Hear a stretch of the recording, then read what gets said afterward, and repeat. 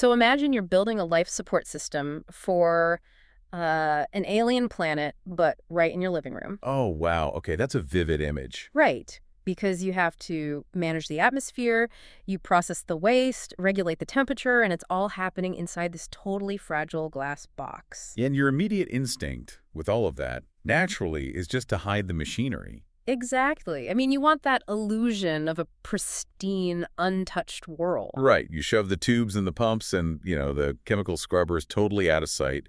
You bury the life support system so you can focus just purely on the visual beauty of the habitat itself. You put up drywall to hide the plumbing, essentially. We do it in our homes, and hobbyists do it in their tanks constantly. Absolutely. But today, we're doing a deep dive into a really specific, totally fascinating source published literally today, April 27, 2026. It's part of an ongoing series called Notes on Fishkeeping. And this is by an author named Ang, right? Yeah, Ang. And the detail that just immediately grabbed my attention is that this post is labeled Part 242.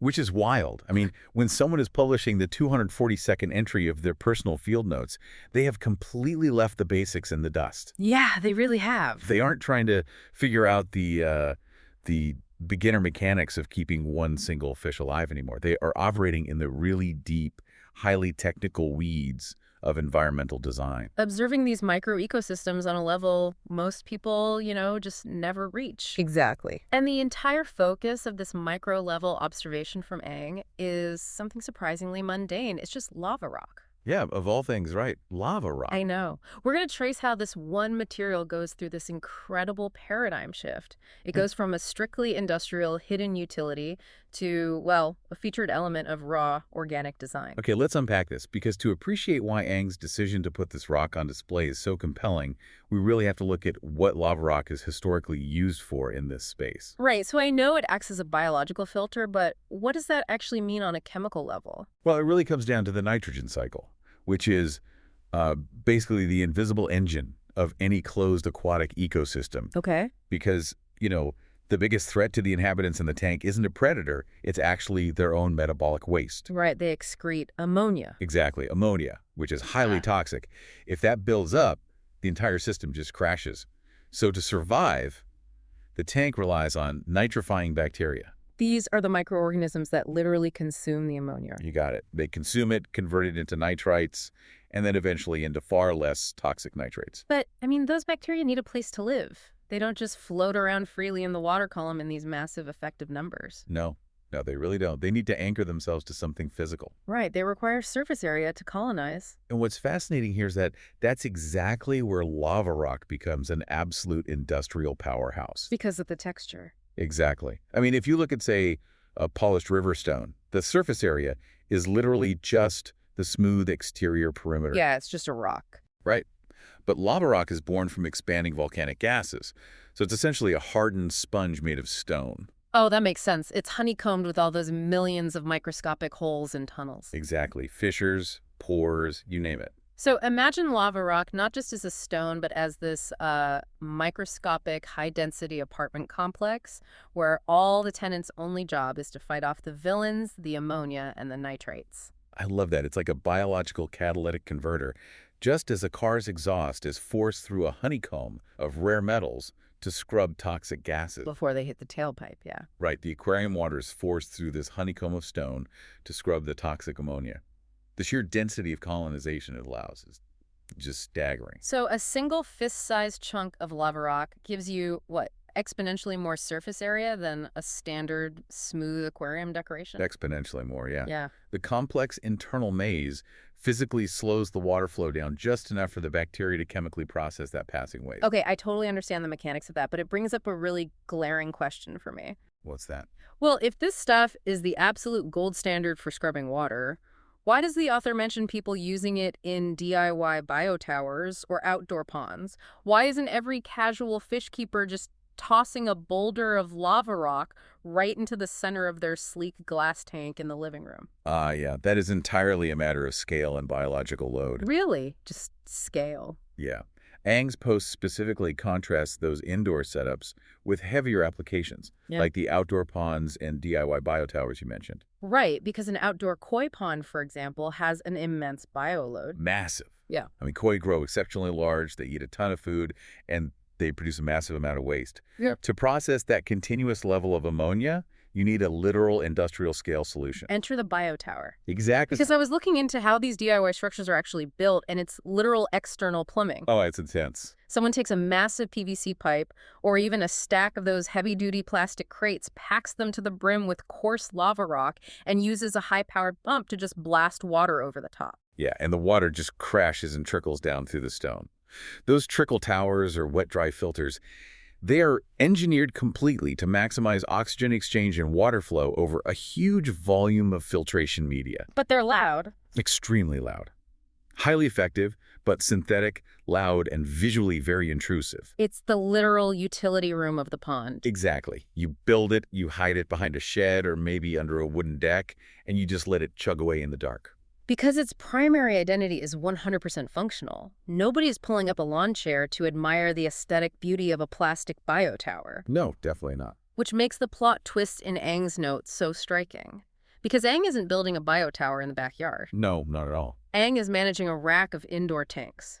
And for anyone not deep in the hobby, a rack implies a pretty serious multi-tank system, right? Oh, absolutely. A rack is like a highly structured laboratory.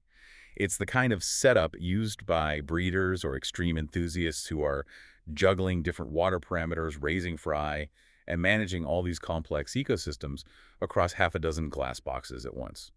So in a highly engineered environment like that breeding rack, I'd imagine the conventional wisdom leans heavily towards sterility and efficiency. Oh, heavily. You'll often see bare glass bottoms, simple sponge filters, maybe a few PVC pipes for hiding spots. The whole goal is an environment you can easily siphon, medicate, and monitor. Right, so adding a highly porous, crumbly rock into that pristine environment that introduces variables. Huge variables. Yet Aang decides to take this heavy-duty, highly functional material, this engine of the biotower, and bring it out of the dark. Yeah, out of the utility room and into the foreground. Here's where it gets really interesting, though. The post explicitly mentions using it as a secondary substrate for the background of these indoor tanks. What does it actually mean to use something so functional purely as a secondary substrate? Are we just talking about interior design for fish here? Well, placing it in the background as a secondary substrate is a very deliberate layering technique.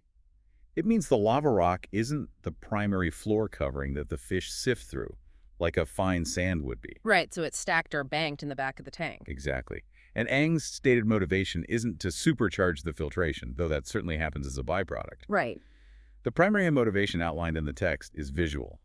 Aang wants a more raw, unrefined look. We are taking the catalytic converter out of the car, putting it on a pedestal in the living room, and just admiring the industrial texture of the metal. That is exactly what's happening. We're breaking that rigid binary rule that says things in our environment must be either functional or beautiful, but rarely allowed to be both at the same time. It's wild because historically, aquarium design went through phases of extreme artificiality specifically to hide the mechanics, didn't it? Oh, yeah. Decades ago, the trend was all neon gravel, sunken pirate ships, and literal printed plastic backgrounds of underwater scenes. Oh, I remember those glossy plastic backgrounds. Right? Taped to the back glass to mask the power cords and filter tubes. You would have this incredibly fake, hyper-saturated picture of a pristine coral reef. Yeah. And it's just trying to distract you from the hum of the hang-on-back filter. Exactly. The evolution past that artificiality was the biotope movement, which was all about creating hyper-realistic, geographically accurate slices of nature. Right. But what Aang is doing here represents a fascinating synthesis. By taking the raw lava rock, which is the actual mechanical engine of the filtration, and making it the visual background, it inherently grounds the visual space. So you shift the vibe from something synthetic and highly managed to something completely unrefined and natural. You do, yeah. It completely changes the psychology of the room. Think about how we approach human architecture, right? Or interior design. There's a reason brutalist architecture, or those renovated lofts with exposed brick walls, have such a strong, enduring appeal. Oh, for sure. The raw texture demands your attention. A perfectly smooth, sterile white box feels clinical. It feels like a space where you are supposed to be productive, maybe, but not necessarily a space where you feel comfortable or rooted. Exactly. We might tell ourselves we leave the exposed brick in a loft simply because it looks cool or edgy, kind of like Aang noting the lava rock's natural aesthetic. Yeah. But those textures, The physical roughness of the brick, the way natural light creates harsh, complex shadows across that uneven surface, they actually change the acoustics of the These room. scatter sound waves, yeah. Right, they change how we physically interact with the space. We feel a different subconscious sense of grounding and permanence in a room with complex textures than we do in a perfectly flat environment. And if we connect this to the bigger picture, that architectural parallel translates perfectly to the fish in these tanks. Really? Yeah, and this unveils the most brilliant layer of Aang's decision. It is not just interior design for the human standing in the room looking at the rack. Mm. We are talking about biophilic design occurring inside a microcosm. Oh. The physical topography of the rock dramatically changes how the inhabitants experience their world. Because the post specifically notes that banking the lava rock in the background will create natural hiding spots for the fish. Exactly. And in a closed ecosystem, a hiding spot is not just a cute behavioral quirk to observe, it is a fundamental biological necessity. It's survival. Yes. Fish kept in a barren, sterile environment experience chronically elevated cortisol levels. Oh, wow. Yeah, they're constantly stressed because their instincts tell them they're exposed to predators, even if no predators actually exist in the tank. And that chronic stress actively compromises their immune system. Exactly. So by banking this unrefined, jagged stone in the background, Aang is giving them a complex topography to navigate. The uneven shapes, the dark gaps between the stones, the rough edges, it provides a literal physical sanctuary. And so the visual design and the health of the ecosystem become chemically and physically inseparable. Form meets function. Completely. The fish can retreat into the shadows of the rock to lower their stress and exhibit natural territorial behaviors. But simultaneously, the microscopic pores inside that exact same rock are actively processing their metabolic waste. The form and the function are locked in this continuous perfect feedback loop. Right. It makes you rethink the entire concept of utility.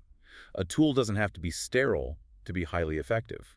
And I really appreciate the way Aang approaches this realization, too. The post doesn't end with some massive, stressful declaration about overhauling the entire breeding rack by midnight. No, it doesn't. It ends with a surprisingly casual, passing thought. Aang just says, I'll grab a few bags on my next trip to fish stores. I love that.